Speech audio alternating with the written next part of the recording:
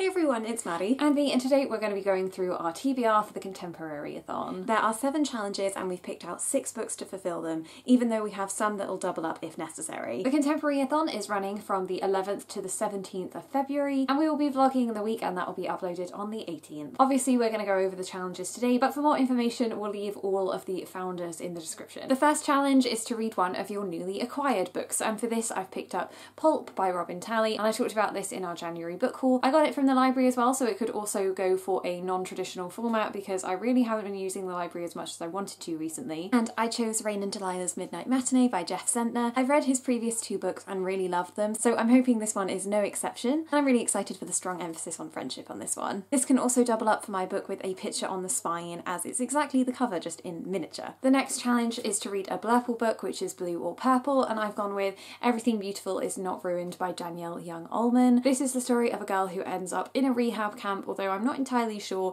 that she needs rehab, it's just somewhere that she can go to escape. The blurb on Goodreads also suggests it has a lot to do with theatre, which isn't anywhere on the UK edition, so I think it's going to be a book with many hidden secrets on the inside, and I'm excited to see what I make of it. And I chose Only Love Can Break Your Heart by Catherine Webber. I read Wayne Jones by her 2 years ago and really loved it. It was my first 5-star read of that year, so I'm really excited to see what she does next. This is all about Reiko and Seth, who fall in love with each other, but I'm assuming heartbreak is involved. I've already read the first couple of chapters and Reiko's sister has died, which isn't mentioned anywhere on the blurb, so that was kind of a punch when I found that out, so I think there's also going to be a lot of emotion behind this one too. Next is to read a dark or taboo book, and for this I've gone with a horror story, and that is Charlotte Says by Alex Bell. This is the sequel to Frozen Charlotte. I always get through the Red Eye books really quickly. I find them to be such entertaining reads. They're always really fast paced, and I read Frozen Charlotte last year, so it's still quite fresh in my mind. I remember the ending very vividly,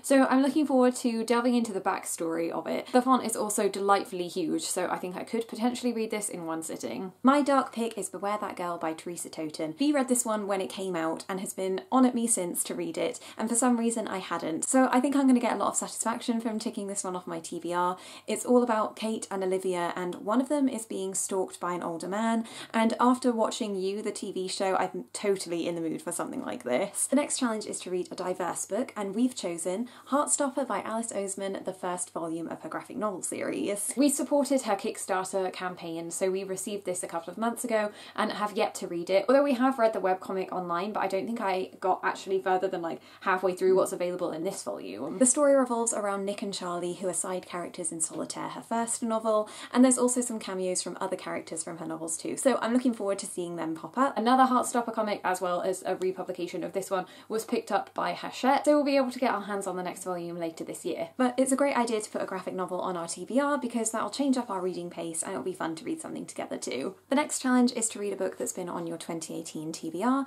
and I'm going to go with Izzy and Tristan by Shannon Dunlap. This was a book that I picked up at Yalk and it's actually coming out in March. It's based on the Tristan and Isolde myth, which I don't know that much about, but I'm really looking forward to the epic romance in a contemporary setting, as I think this will be the most traditionally contemporary one that I read. And my choice for this category was Did I Mention I Need You by Estelle Mascom. This is the second book in the Dimmerly series. I read the first one at the end of last year and really loved it, and I wanted to binge my way through the series straight away, but I didn't get the opportunity to, and now it's been too long since reading the first. I'm desperate to get to this next one. I want to read all of Estelle's works in chronological order, so I need to finish the Dimmerly series before I get to Daredevil and then the new one at the Wrong Side of Kai that's coming out this year. This book is pushing 400 pages, so I think like I did with reading the first book, I'll read it in small chunks at the beginning of every day to get through it throughout the week. The next challenge is to read a book in a different format to your usual one. Maddie and I take a bus to work, so we have been getting into the swing of audiobooks, which means we could be listening to a book between like an hour and a half every day,